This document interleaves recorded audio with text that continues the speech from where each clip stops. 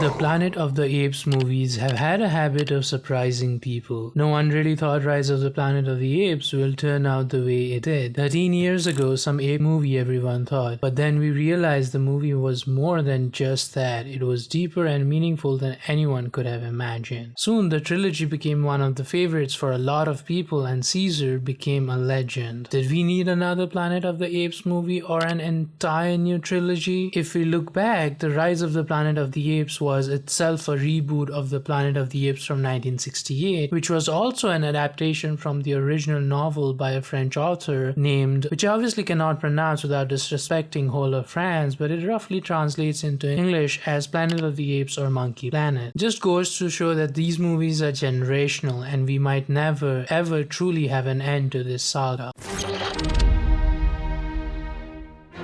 Kingdom of the Planet of the Apes is the latest addition to this franchise, directed by Wes Ball, who also directed the Maze Runner trilogy. This is going to be a non-spoiler review, however, there will be spoilers from the original reboot trilogy that I might discuss in the video.